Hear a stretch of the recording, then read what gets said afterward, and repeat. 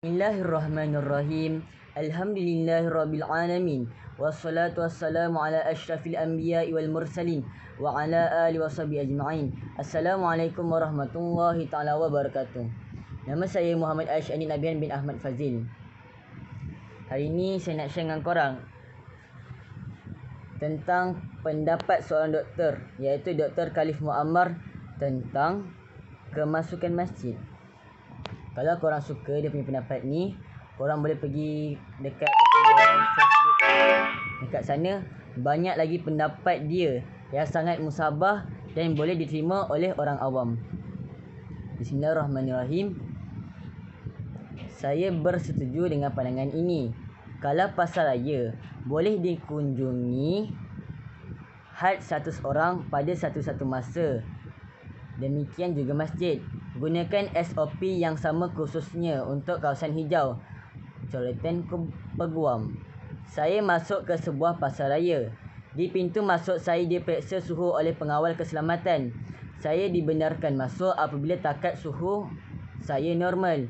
Saya diberikan hand sanitizer untuk mencuci tangan. Apabila masuk, pengawal mengira kemasukan saya.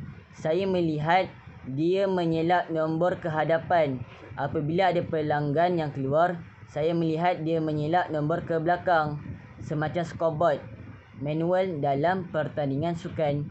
Apabila saya bertanyakan pengawal itu, dia memberitahu saya bahawa had pelanggan yang boleh berada di dalam pasar raya pada satu-satu masa ialah hanya 100 orang sahaja.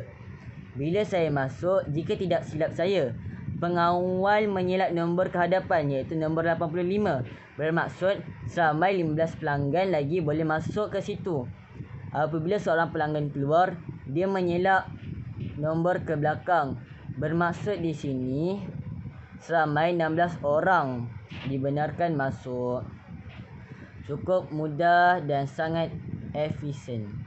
Saya jarang membantah dasar dibuat oleh pemerintah.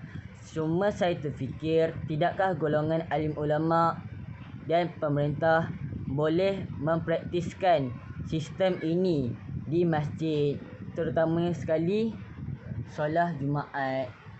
Masuk hari ni dah 12 kali kita tak pergi solat Jumaat, supaya Allah mengampuni dosa-dosa kita. Okey, kita sambung balik. Mencukupkan bilangan jemaah seramai 40 orang adalah rukun bagi solat Jumaat. Bila cukup 40 jemaah, tidak ada lagi jemaah dibenarkan masuk. Hanya 40 orang terawal dibenarkan masuk. First come basis. Bukan hanya satu pintu utama untuk para jemaah.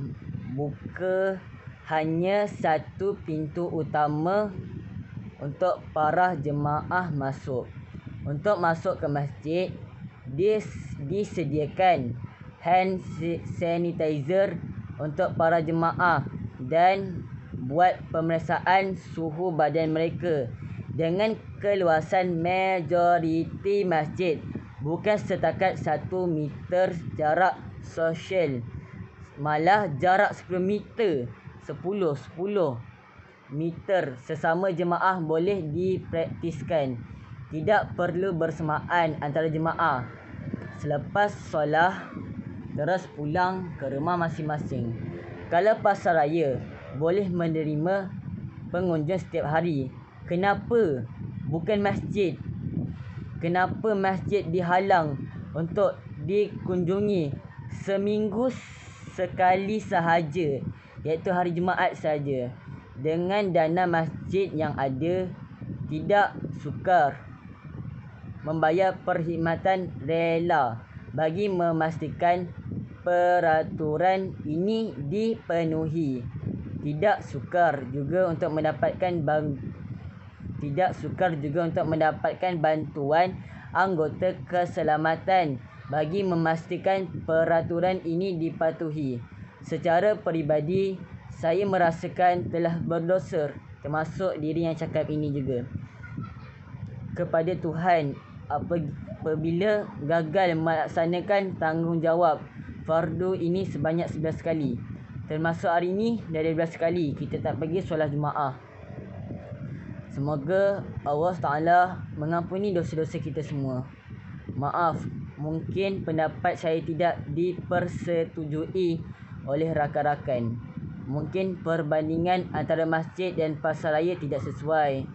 Yang pasti, pasaraya, pejabat kilang mahkamah dan banyak lagi premis sudah dibuka dan boleh beroperasi. Sudah lama saya pendamkan perasaan tidak puas hati saya ini.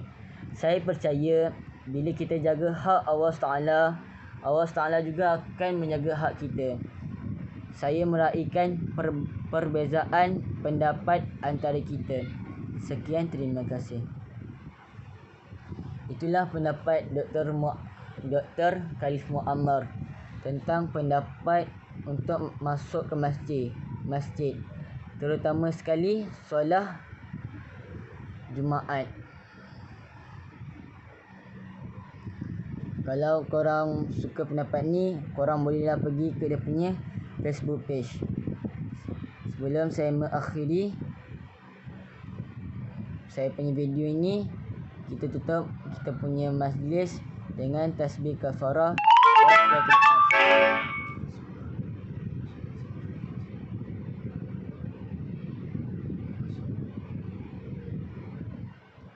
Assalamualaikum warahmatullahi taala wabarakatuh. Sebelum saya habiskan saya punya video ni, korang subscribe, share, komen dan like. Kita sebarkan pendapat Dr. Khalif Muammar ini kepada semua orang, bagi semua orang dapat tahu apa dia punya pendapat ini. Dia sangat sedih, termasuk semua orang umat Islam sangat sedih bila kita tak dapat pergi solat berjemaah.